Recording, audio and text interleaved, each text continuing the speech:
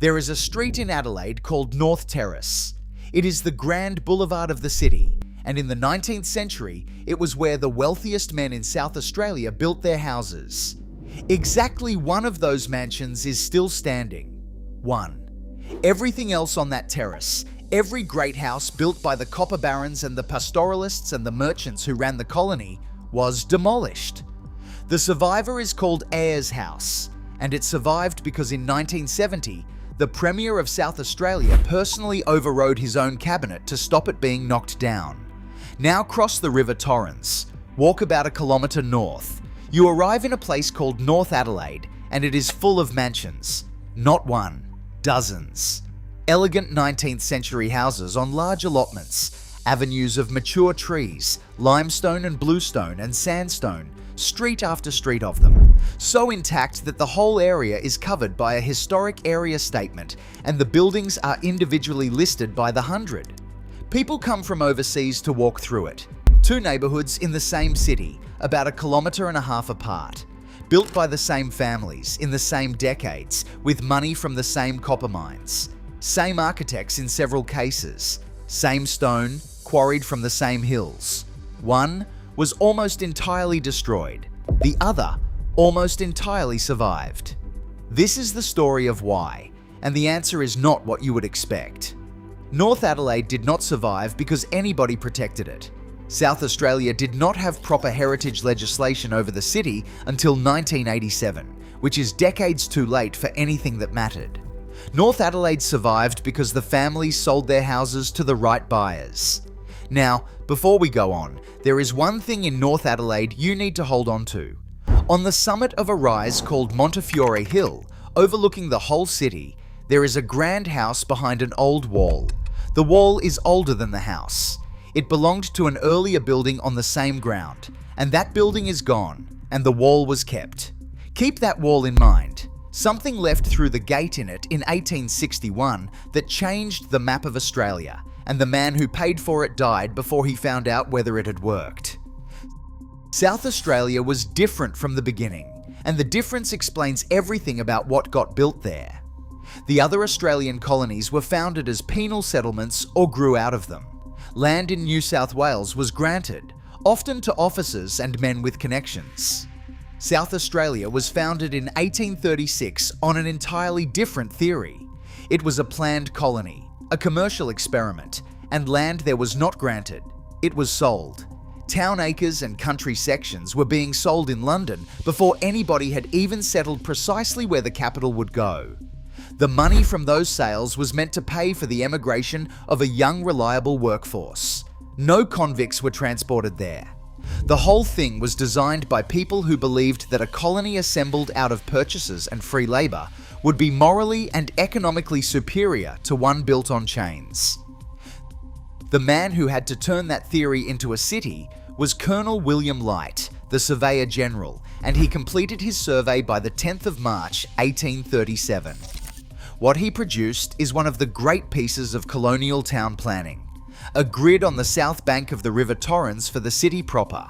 A second grid on the higher ground to the north of about 342 acres. And, around the whole of it, on every side, a continuous belt of public parkland. That parkland is the single most important fact in this entire story, and we will come back to it. The land itself is corner country, and it had been for many thousands of years before any surveyor arrived. The Torrens and its billabongs were fishing places. The colonial scheme that sold town acres in London was selling ground that was already occupied, and the ledger of that transaction has never balanced. It is worth pausing on the park lands because there is nothing else quite like them. Light did not put a park in his city. He put his city inside a park.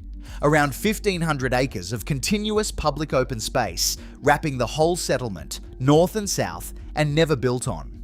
Cities all over the world have tried to retrofit that idea and failed. Adelaide had it from the survey. Light did not live to see much of it. He was dead by 1839, his health broken, his papers and diaries destroyed in a fire in January of that year, and he was buried in the square in the city that now carries his name. Light's northern grid became North Adelaide, and it had two things the southern city did not. It was on higher ground, which in a hot, dry climate matters enormously, and it was separated from the commercial city by a river and a belt of park, which meant that from the very beginning, it was where you lived if you did not have to live above your shop. The fortunes that built those houses came from three things, and none of them is what people usually guess. The first was land itself, and specifically the pastoral runs. Sheep were walked out into the districts north and east of Adelaide, and wool went back down to the port and out to Britain. The same story as the eastern colonies, on a slightly smaller scale. The second was wheat. South Australia became, for a time, the granary of Australia, and the flour milling and grain trade made a number of large fortunes very quickly.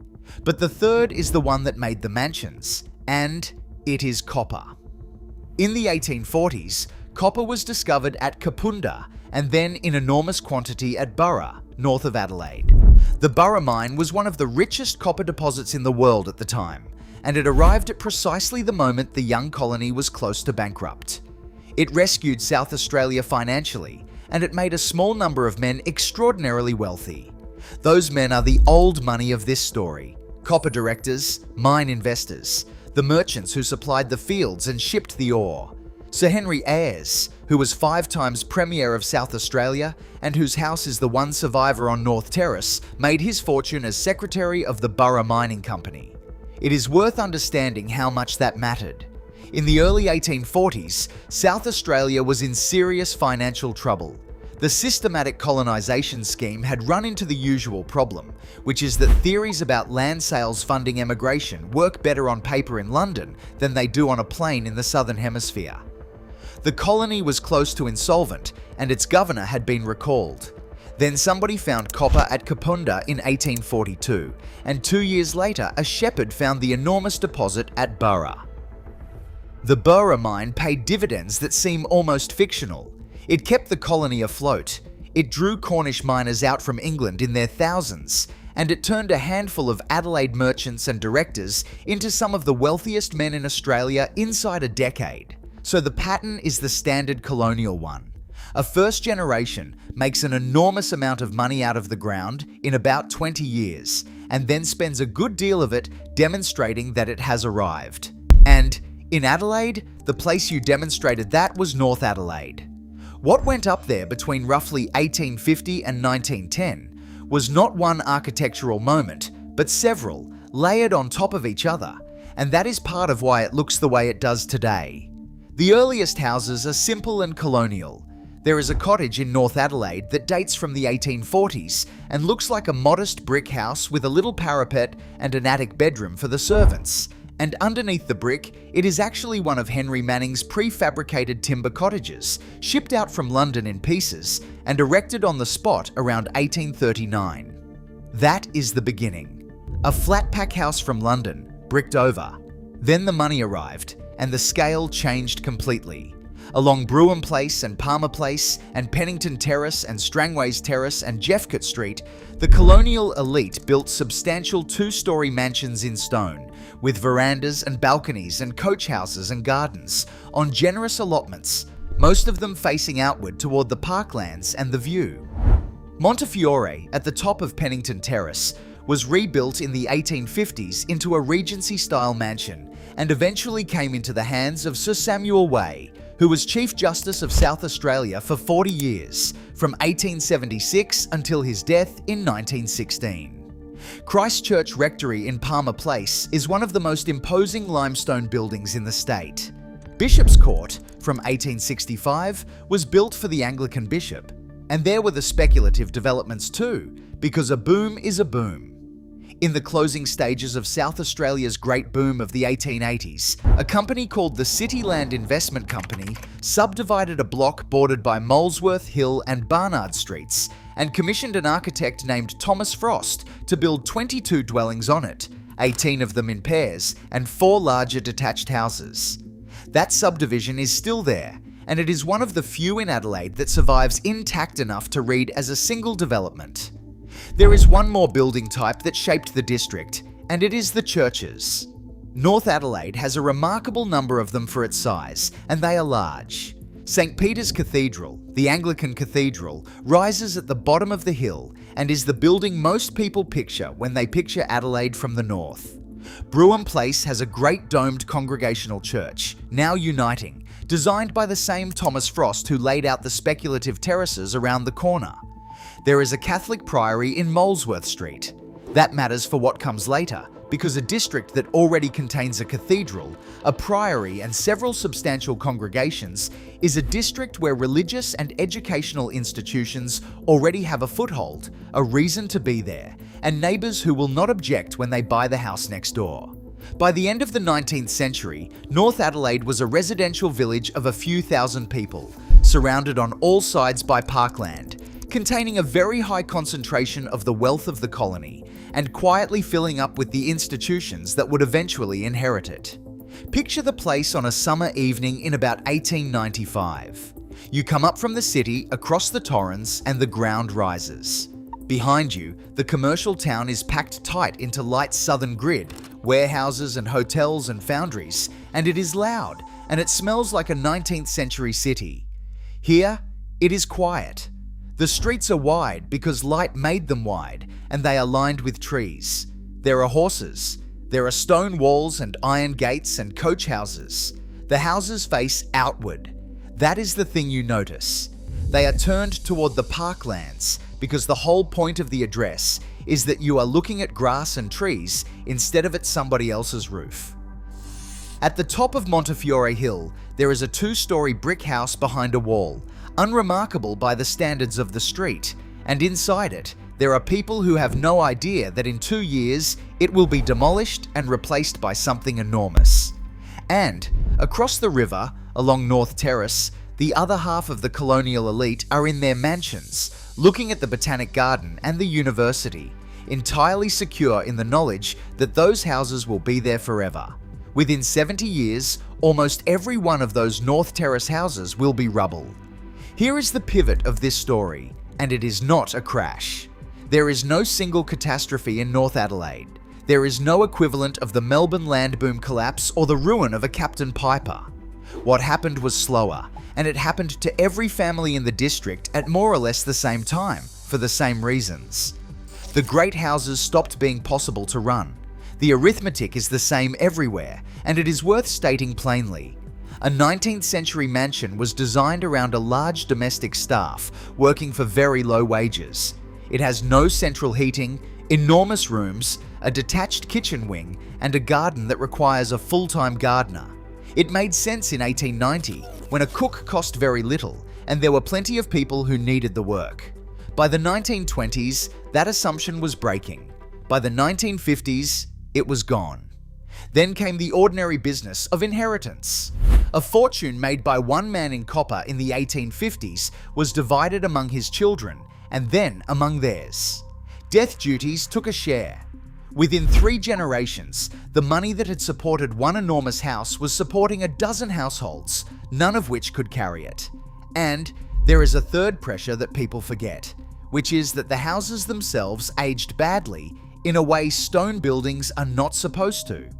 A 19th century mansion in Adelaide has no insulation, single glazing, ceilings 4 meters high, and a fireplace in every room that somebody has to lay and clean.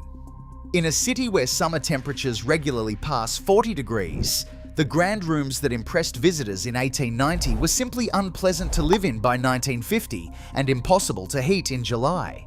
Every family in the district was running the same calculation at roughly the same time, and it came out the same way. And so the families of North Adelaide sold. Now, at this exact point in the story, in Melbourne and in Sydney, the buyer would have been a developer, the house would have come down, and the land would have been covered in flats. That is not what happened here. What North Adelaide's mansions were sold to, over and over again, was institutions. The heritage record for the district says it plainly.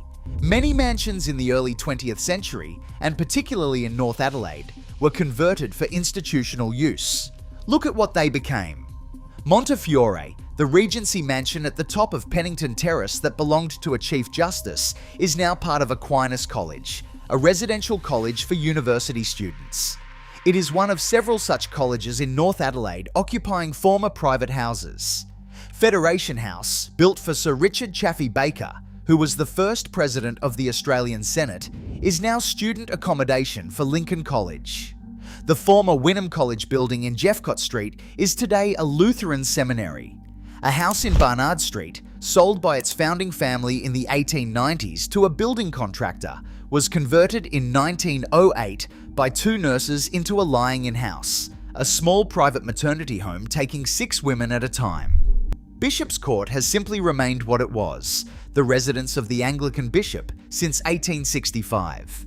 Others became consulates, clubs, medical rooms, guest houses and offices. And here is why that mattered so enormously.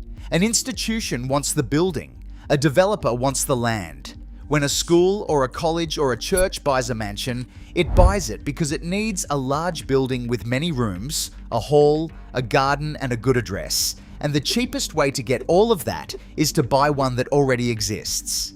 The institution then has every incentive to keep the building standing because the building is the asset. It will add wings. It will convert the stables. It will put a portable classroom on the tennis court.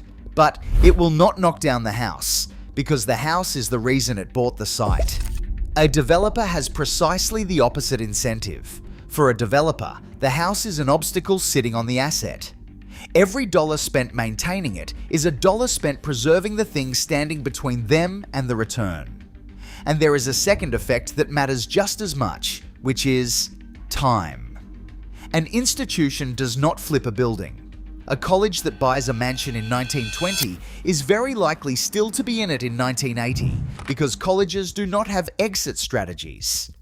A church that buys a rectory keeps it for a century. Institutions are slow, poorly capitalized, sentimental, and extremely reluctant to move, and every one of those qualities is a preservative. So North Adelaide's houses were bought in the 1910s and 20s and 30s by organisations that then sat on them, unable to afford to demolish and rebuild, right through the exact decades in the 1950s and 60s when Australian cities were tearing down everything Victorian they could reach. By the time anybody thought to protect these buildings by law, they were still standing, because a seminary had spent 40 years not being able to afford anything better. North Adelaide sold to the first kind of buyer, North Terrace, and the great houses of the city proper sold to the second.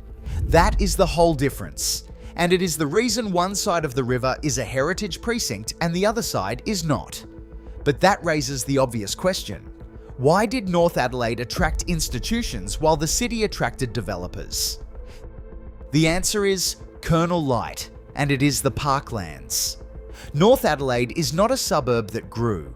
It is a fixed area, laid out in 1837, of about 342 acres, and it is completely encircled by public parkland.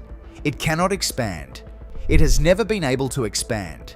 There is a hard green boundary on every side of it that has been there since before the first house went up, which means two things. The first is that North Adelaide was never absorbed into a spreading commercial district because there was a belt of park between it and everything else. It could not become an inner suburb slowly turning into offices because there was nothing adjacent to turn into. The second is subtler and more important. Because the area is small and fixed and cannot grow, the commercial pressure to redevelop it was always lower than in the city proper, where every square metre inside Light's southern grid was under pressure from a growing central business district. So the mansions of North Adelaide sat in a place with a permanent green wall around it, close enough to the city to be convenient, and too far from the commercial core to be worth demolishing for offices. Which is exactly what a college, or a church, or a consulate is looking for. Light drew a line around the city in 1837 for reasons of public health and civic idealism. And 100 years later, that line quietly determined which of Adelaide's great houses lived and which died. Which brings us back to the wall on Montefiore Hill. The site was sold in the first Adelaide land sale of 1837 to a man named George Curtis for 12 shillings. 12 shillings. For what is now one of the most valuable residential blocks in South Australia, with a view over the entire city. By 1861, there was a simple two-story brick house on it, with a wall around the property and a stable. And in that year, it was bought by James Chambers, a pastoralist, mining entrepreneur and stockbroker. Chambers and his brother John were the sponsors of an explorer named John McDouall Stuart. Australia had not, at that point, been crossed. Several expeditions had tried to get from the south coast to the north and failed, sometimes catastrophically. Stuart had made attempt after attempt, pushing further each time, funded largely by the Chambers brothers. On the 25th of October, 1861, Stuart's expedition set out from this property in North Adelaide, through the gate in that wall, to attempt the crossing again. It worked. Stuart reached the northern coast and came back, and that expedition became the first successful European crossing of the continent from south to north. The route it established is why the overland telegraph line runs where it does. And the telegraph is why Australia was connected to Britain by cable in 1872 instead of decades later. The road and the railway to Darwin follow roughly the same line today. It is one of the genuinely consequential journeys in Australian history, and it started from a suburban front gate in North Adelaide. James Chambers did not find out. He died at the property of complications from a carbuncle before Stuart returned. The house Chambers lived in was later demolished. In 1896, the site was bought by Hugh Robert Dixon, a tobacco merchant who would later change his surname to Dennison, and Dixon pulled the old building down and commissioned the architect John Quinton Bruce to design something far grander. What Bruce produced, completed in 1897, is one of the strangest and most enjoyable buildings in Adelaide. 2 stories of squared sandstone with red brick banding, a roofline complicated by multiple gables, ornate timber balconies and verandas, and a 3-story corner tower with a conical slate roof. It has been described as Federation style, with more than a hint of a German Rhine castle. Dixon called it Stahlheim. He did not stay long. He moved his family to Sydney in 1905, and in 1908, the house was bought by Marie Bonithon, the wife of Sir John Langdon Bonithon. Bonithon had joined the Advertiser at 16, and by 1893 was its sole proprietor. He was a member of the first federal parliament and one of the great philanthropists of the state, funding the completion of Parliament House on North Terrace and building a hall at the university that carries his name. The Bonithons renamed the house Carclew after a Cornish property once held by the family and added a library, and then they simply stayed. The Bonithon family lived in that house from 1908 until 1965, 57 years. When it finally went, it went exactly the way this story predicts. It was sold to the Corporation of the City of Adelaide, and then in 1978 to the Government of South Australia, and from the early 1970s, it is operated as a youth arts centre. It is called Carclew, and it runs programs for young artists and for schools. There was one moment when it might have gone the other way, and it is worth dwelling on because it is the exact fork in the road. The Adelaide City Council bought the property in 1965 as a possible site for a new entertainment centre. Premier Don Dunstan was among those who supported putting the state's festival hall on that hill. Consider that. The same Don Dunstan who in 1970 overrode his own cabinet to save Ayers House from demolition had, 5 years earlier, been in favour of a scheme that would have required demolishing Carclew.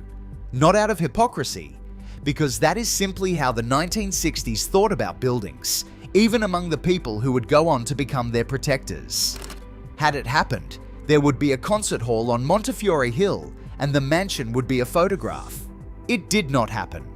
The festival centre was built on the south bank of the Torrens instead, and the mansion on the hill became an arts centre rather than being replaced by one. And the wall from James Chambers' house, the one that was there before Dixon built anything, is still standing around the property, with a plaque on it marking the departure of the expedition that crossed Australia. Now compare that with what happened across the water. North Terrace and the streets of the city proper had the same houses, built by the same class of men, at the same time. They were sold too, as the same economic pressures hit the same families in the same decades.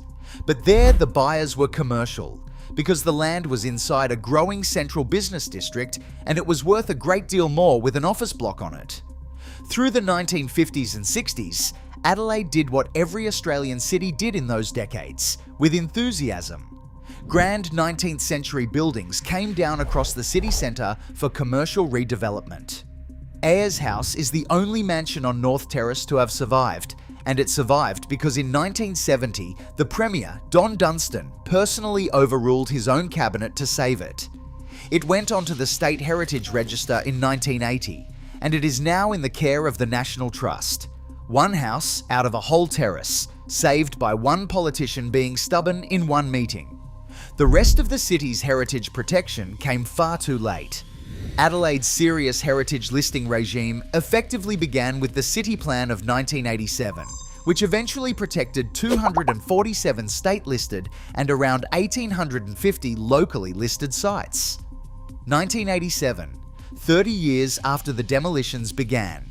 That is the pattern in every Australian city, and it never varies. Victoria did not pass heritage legislation until 1974. New South Wales seized its first building under a Heritage Act in 1983. South Australia got serious about its capital in 1987.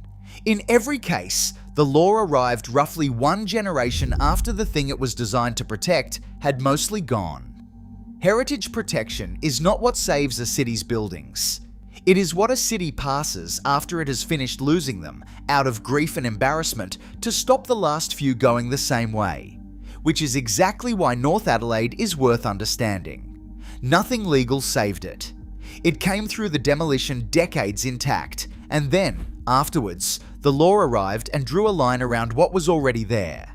Go to North Adelaide now, and the thing that strikes you is how little it has changed.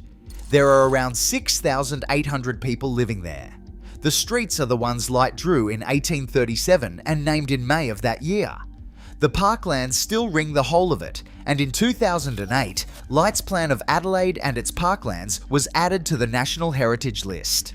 The mansions are still there, on Brougham Place and Palmer Place and Pennington Terrace and Strangways Terrace, and Jeffcott Street and Montefiore Hill, with avenues of mature trees along Jeffcott Street and Barton Terrace West, and Childers Street and Molesworth Street and Barnard Street. Some of them are private houses again, because in the last few decades, a large institutional building has often been worth more converted back into an expensive home than it is as a college. That is its own quiet reversal. Houses that were sold out of private hands a century ago because no family could afford to run them are now being bought back by families, with modern heating, modern plumbing, and no live-in staff at all. The building that defeated a copper fortune is manageable now because the technology changed. What made these houses impossible was never the stone, it was the labour. But a great many are still doing the work they were sold into. The residential colleges are still colleges. The seminary is still a seminary. Bishop's Court is still the Bishops. Carclew is still full of young people making things. Which produces the final irony of this story. The families who built North Adelaide were doing what every colonial elite did. They took money out of copper and wool and wheat, and they built houses to prove they were somebody, and they expected those houses to carry their names down the generations the way an English estate does. Not one of them managed it. The Bonnythons lasted 57 years in Carclew, which is about as good as anyone did, and then they sold too. Every one of those families lost the house. And because of that, and only because of that, the houses survived. If the Bonnythons had held on until they could not maintain the building, and then sold at the worst moment to whoever would pay most for the land, there would be flats on Montefiore Hill. Instead, they sold, comparatively early, to a city council, and the building is 130 years old and full of teenagers. The families of North Terrace did not sell to institutions. They sold to the market. And there is one house left on that entire terrace. So, the lesson of North Adelaide is not that its old money was wiser, or more sentimental, or better at holding on. They lost their houses exactly like everybody else. They just happened to build them inside a ring of parkland that a surveyor drew in 1837, on ground that a growing city could never quite reach, which meant that when the time came to sell, the people at the door wanted the building rather than the dirt underneath it. The wall on Montefiore Hill is older than the mansion behind it. It is older than the state government that now owns the property. It was there when a man rode out through it in 1861 to try to cross a continent, and it was there when he was carried out of the house behind it in a coffin the following year without knowing whether he had succeeded. It is still standing because nobody ever had a reason to take it down. That is the entire principle. Not law, not sentiment, not money. Nobody had a reason.